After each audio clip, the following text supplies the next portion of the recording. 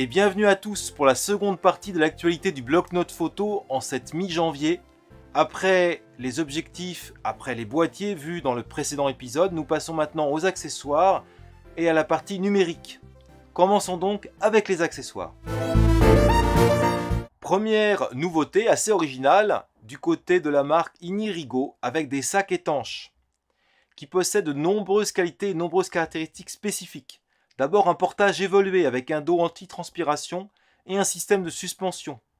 Protection contre les projections d'eau et l'immersion avec une fermeture rapide, ce qui permet le respect de la norme IP78, soit une protection de 30 minutes jusqu'à 1 mètre de profondeur. Il y a aussi la présence d'un espace pouvant contenir de l'air, ce qui permet de rendre le sac flottable, donc insubmersible. Il y a aussi des capteurs d'humidité qui peuvent être contrôlés par smartphone de telle manière à vérifier qu'il n'y ait pas d'eau qui soit introduite dans le sac. Ce sac est livré en deux versions, soit Light Pack, c'est un sac vide, vous y mettez dedans les protections d'appareils et d'objectifs que vous souhaitez, enfin toutes les séparations que vous souhaitez mettre dans votre sac, ou bien une version Pro Pack avec deux compartiments pouvant contenir 2 boîtiers réflexes et 5 optiques. La disponibilité est prévue pour le mois de mai 2018. Il est proposé en fait en financement sur la plateforme Kickstarter. Le financement est déjà atteint, mais on peut encore l'acquérir à un prix plus avantageux. En fait, le prix est le même pour l'instant entre les deux versions. Donc je vous encourage, si vous êtes intéressé, à plutôt prendre la version complète avec les séparations internes que, je crois, on peut enlever. La version Pro Pack donc est à 134 €, comme la version Light Pack. Au moment du prix final, il sera à 300 € pour le Pro Pack, 250 € pour le Light Pack. Malgré tout, la différence de prix restera modeste. Seconde nouveauté côté fourre-tout, cette fois-ci avec Tamrac qui nous propose une nouvelle version de la gamme Apache. C'est une gamme qui a été renouvelée notamment au niveau de la méthode de construction des sacs ainsi que des nouveaux matériaux introduits. Ces sacs possèdent de nombreux rangements et des cloisons amovibles. Il y a 3 modèles différents, 2.2, 4.2 et 6.2 qui vont de 99 à 159 €.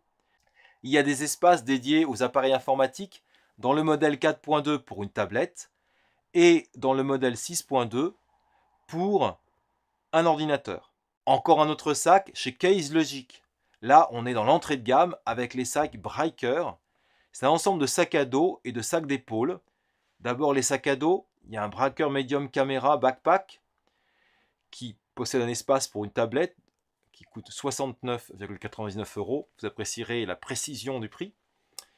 On ne va pas dire 70. Et d'autre part, un Breaker Large Camera Backpack qui lui permet de contenir un portable 15 pouces et qui coûte un peu plus cher. On est quasiment à 90 €.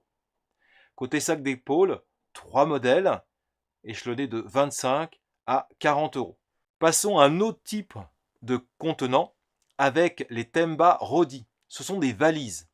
Des valises qui permettent une très grande protection du matériel. 3 modèles, 18, 21 et 24. La protection du matériel qui est proposée a une contrepartie, vous allez le voir, le prix est relativement élevé, mais normal pour ce type d'équipement. La version 21 est disponible en plusieurs déclinaisons, avec par exemple une option de portage sur le dos pour certains modèles parmi les 21.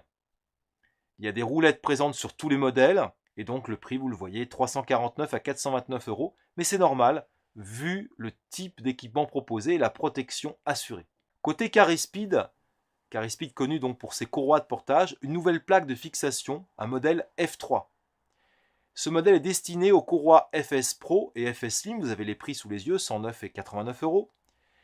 Cette plaque de fixation possède une compatibilité avec les plaques Arca Swiss et elle est dotée de 3 pas de vis. La plaque seule peut être aussi acquise pour 50 € pour ceux qui posséderaient l'ancien modèle. D'autre part, Carispeed nous annonce une nouvelle courroie Slim D qui est adaptée aux appareils hybrides. Elle ne possède que la plaque, si je puis dire, F2, mais qui est suffisante pour ce type d'appareil. Et l'ensemble est proposé au prix relativement concurrentiel pour ces équipements, parce que Carispeed fait vraiment des beaux équipements en termes de courroie, de 69 €. Passons au trépied avec Gorilla, qui nous propose le Mobile Rig, GorillaPod Mobile Rig, qui est un nouveau modèle doté de 2 bras porte-accessoires. La base, c'est un GorillaPod classique. Mais grâce à la rotule, qui possède un support pour smartphone, et donc 2 fixations latérales, vous pouvez mettre 2 supports qui sont pivotables sur 90 degrés. Il fait 362 grammes et 33 cm de long et il est destiné en fait aux vidéastes qui pourront mettre donc le smartphone au centre et par exemple un micro d'un côté et une lumière de l'autre ou bien 2 éclairages par exemple. Il est disponible pour l'instant seulement aux USA pour 99,95 $, mais il devrait être disponible très rapidement dans nos contrées. GorillaPod, toujours eux, remettent à plat leur gamme. Ils se sont rendus compte qu'en fait, leur gamme n'était pas forcément lisible pour tout le monde, en tout cas pas pour ceux qui ne sont pas vraiment spécialistes de cette marque. Ils ont donc changé le nom de tous leurs trépieds, ou presque, pour donner pour chaque trépied une dénomination liée à la capacité de portage de ce trépied. Autrement dit, dans la référence, vous avez le poids supporté de plusieurs kilos jusqu'à quelques grammes. Allez voir sur le site de Joby pour avoir tous les détails de cette nouvelle gamme. Nisi, quant à lui, propose un filtre gris neutre, mais un filtre gris neutre progressif, qui va d'une densité de 1,5 à 5 diaphragmes. Et surtout, ils annoncent qu'il n'y a pas d'effet X. En fait, lorsqu'on utilise les filtres gris neutres variables avec un maximum d'absorption de la lumière, souvent il y a la formation d'un X sur l'image, très disgracieux. Ici, Nisi nous promet que ce X ne sera pas présent. Cela aussi peut s'expliquer par le fait qu'il est relativement modeste, à la plus forte puissance d'absorption, on n'est qu'à 5 diaphragmes seulement. D'autre part, il a une faible épaisseur pour limiter le vignettage et il est disponible en différents diamètres, à des prix que vous avez sous les yeux de 119 à 175 €. Un accessoire très original et très bien trouvé, l'Universal Lens Cap. Il s'agit de bouchons d'objectifs un peu originaux puisqu'ils sont constitués de silicone, ce qui les rend souples, de telle manière à se glisser presque comme une chaussette sur l'objectif, non seulement à l'avant mais aussi à l'arrière. Ils sont adaptables à la majorité des optiques, avec un allongement de 60 à 150 mm possible. Ils protègent contre le liquide, la poussière, les chocs, et ils seront disponibles à partir du mois de mars. D'ailleurs, si vous avez un petit objectif, en mettant deux, un à l'avant et à l'arrière, vous allez complètement enrober votre objectif. Ils sont disponibles sur Kickstarter à des tarifs préférentiels de 25 € pour un seul exemplaire, 38 € pour les deux, 51 € pour les trois, et cela continue au fur et à mesure que vous en prenez davantage. 2 émetteurs radio pour les propriétaires de boîtiers Fuji. Un chez Profoto, l'autre chez Broncolor. Le Profoto Air Remote TTL-F, qui a des caractéristiques similaires au modèle compatible d'ailleurs dans cette même marque pour les boîtiers Canon ou Nikon, Sony ou encore Olympus. Il permet le contrôle en mode manuel ou TTL pour le déclenchement à distance des flashs, donc Profoto. Il permet une synchronisation jusqu'à 1/8 millième de seconde et il a une très belle portée de 300 mètres. Il permet de contrôler jusqu'à 3 groupes de flash et les appareils compatibles sont les suivants: GFX 50S, X-T2, X-Pro 2 et X100F. D'autres boîtiers sont à venir. Le prix est relativement coquet mais tout de même correct étant donné la technologie employée est disponible. Autre émetteur donc du côté de Broncolor. Ici, c'est un émetteur radio, comme le précédent, qui permet le contrôle des flashs, mais uniquement en mode manuel, contrairement là donc au précédent. La synchronisation est du même niveau, 1/8 millième, la portée est plus faible, mais tout de même déjà très intéressante, de 100 mètres. On peut contrôler jusqu'à 40 groupes de flash, et les appareils compatibles sont les GFX 50S, X-T2, X-T1, X-Pro 2, X-T20 et X100F. Le prix est beaucoup plus modeste, étant donné qu'il n'est pas TTL, mais seulement en mode manuel, 139 €. Continuons dans le système des flashs, mais avec un système un peu original, puisqu'il permet la correction de la balance de chaque flash après la prise de vue. C'est Isolite qui nous propose ce système-là, parce que en fait, vous allez utiliser les adaptateurs, si vous prenez ces systèmes, vous allez les mettre sur votre flash, sur vos flashs, et chaque flash émettra sa lumière dans une longueur d'onde différente. Le système s'adapte à différents types de flashs, des Cobra, des flashs de studio, et on peut donc, après la prise de vue, convertir les images en RAW vers le DNG et maîtriser ensuite les différentes sources de lumière en baissant ou en montant chaque source de lumière. Donc vous pouvez changer complètement l'équilibrage de l'éclairage. La contrepartie, c'est qu'étant donné que chaque éclairage utilise une onde différente, et bien de ce fait, on peut ne faire que des photos en noir et blanc. Ce projet est disponible sur Kickstarter avec des prix très variables suivant le kit choisi, 130 à 990 €. Du côté de Sony, il nous propose des cartes C-Fast qui intéresseront les photographes professionnels. C'est plutôt des boîtiers haut de gamme qui possèdent ce type d'interface. 3 modèles de cartes, 32, 64 et 128 Go, avec des vitesses théoriques de 510 mégaoctets secondes, vraiment intéressantes en écriture, et 530 en lecture. Les prix et la disponibilité sont à venir. Enfin, une petite note de tristesse pour terminer la partie accessoires avec Multiblitz qui est en liquidation. C'est une entreprise qui avait été fondée en 1948, qui avait créé entre autres des flashs portables parmi les premiers, qui avait aussi institué le principe d'ombre guide, toujours présent pour mesurer la puissance des flashs. Et l'entreprise, hélas, n'a pas trouvé de repreneur. La concurrence, en partie chinoise, et d'autres concurrents aussi, a eu raison d'elle. Passons au numérique avec les imprimantes Canon Pixma TS205 et TS305, des imprimantes à des prix très avantageux. En contrepartie, on ne peut pas imprimer des photos au-delà du format 10-15, heureusement sans marge. Si vous voulez des formats plus grands, vous pourrez le faire avec ces imprimantes, mais seulement pour les documents classiques, pas pour des photos. Les cartouches sont annoncées comme relativement peu coûteuses et elles sont disponibles en format XL. Canon dit que l'on peut faire 400 pages environ, à voir bien sûr.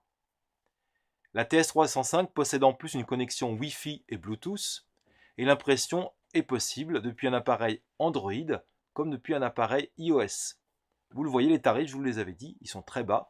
Effectivement, 39 € seulement ou 49 € pour le modèle 305. Côté logiciel, cela intéressera seulement ceux qui utilisent des Macintosh. Il y a une version plus évoluée du logiciel Pixelmator qui est sortie, la version Pixelmator Pro. Ce logiciel se propose dans une fenêtre unique. Toutes les commandes sont disponibles dans la même fenêtre. Et il utilise les différentes technologies Apple proposées, en tout cas les technologies les plus récentes, avec Metal 2, Core Image ou encore OpenGL, cela parlera à ceux qui sont sur cette plateforme. Pixelmator Pro prend en charge le format RAW ainsi que le récent format HEIF. Il y a une mise en place du machine learning sur ce logiciel. Par exemple, il est capable de vous nommer automatiquement des calques ou d'ajuster l'horizon sans que vous ayez à faire d'intervention particulière. L'application cible, selon les dires de la marque, les utilisateurs de Photoshop. Il faudra voir si dans les faits, cela est le cas. Il est compatible uniquement avec High Sierra, donc la dernière version de macOS 10.13, et il est disponible seulement sur le Mac App Store au prix de 64,99 €. Autre logiciel, lui, qui ne vous coûtera pas un centime, Darktable en version 2.4. C'est d'une certaine manière un concurrent de Lightroom, en tout cas c'est un logiciel dédié au développement du format RAW et aussi à sa gestion. On peut gérer un catalogue de fichiers RAW. Jusqu'à maintenant, il prenait en charge les ordinateurs Linux et macOS. Désormais, il prend en charge aussi les ordinateurs Windows. Il possède aussi un nouveau module de suppression de brume ainsi que d'autres nouveautés. N'hésitez pas à le tester puisqu'il est entièrement gratuit. Autre logiciel, Capture One 11, qui a travaillé l'optimisation des calques.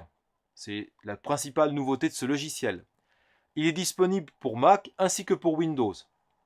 La mise à jour est à 119 € pour ceux qui possédaient la version 9 ou la version 10. La version complète, quant à elle, est à 279 €. Capture propose aussi un système par abonnement. On peut choisir donc version complète ou abonnement. Dans ces cas-là, on payera 20 € par mois ou si vous prenez l'abonnement à l'année, 180 €. La mise à jour, elle, est à 69 € pour ceux qui utiliseraient la version spécifique dédiée au boîtier Sony. Donc Capture One Pro Sony 9 et 10, vous pourrez acheter la version nouvelle, la 11, à 69 €. Ou bien si vous avez un boîtier Sony mais que vous n'avez aucune de ces versions, vous pouvez acheter pour 79 € la version 11, dédiée toujours bien sûr uniquement au boîtier Sony. Tout à l'heure, je vous annonçais que Fuji avait mis à jour son boîtier le plus haut de gamme pour le rendre compatible avec l'application Fujifilm X-RAW Studio. Eh bien, je vous parle maintenant de cette application qui propose, pour ceux qui possèdent des boîtiers Fuji, le traitement des RAW, mais d'une façon un peu originale, puisque Fuji vous propose d'utiliser la puissance du processeur intégré à votre appareil photo. Autrement dit, puisque ces appareils photo sont dédiés à travailler les images, on va brancher en USB l'appareil photo sur l'ordinateur et lorsqu'on utilisera Fujifilm X-RAW Studio, on pourra bénéficier de la puissance offerte par le boîtier. Seuls les boîtiers équipés du processeur X-Processor Pro sont compatibles avec ce système-là, c'est-à-dire les GFX 50S, le X Pro 2, le XT2 et le X100F. Il faut aussi faire d'ailleurs une mise à jour du firmware, je vous en ai parlé pour le X Pro 2, c'est valable aussi pour les autres, de telle manière à pouvoir utiliser ce logiciel. Le logiciel est disponible pour l'instant seulement pour la plateforme macOS. Souhaitons qu'il soit rapidement disponible pour Windows et pourquoi pas, rêvons un peu, pour ceux qui utilisent Linux. Une dernière annonce avec DxO qui confirme une mise à jour de Nix Software. Nix Software est une suite logicielle qui avait été achetée par Google en 2012, qui était devenue gratuite en 2016 et que Google avait peu à peu abandonnée. Finalement, DxO l'a acquise en mars 2017 et a promis une mise à jour à ce moment-là. Ils l'ont confirmé par mail et annoncé pour cette année 2018. Nous espérons qu'elle arrivera rapidement. J'espère que cette actualité photo, pour les accessoires et l'actualité numérique, vous a plu. N'hésitez pas à mettre des commentaires, des questions, qui sont les bienvenus, et puis aussi un pouce vers le haut pour me soutenir. À bientôt.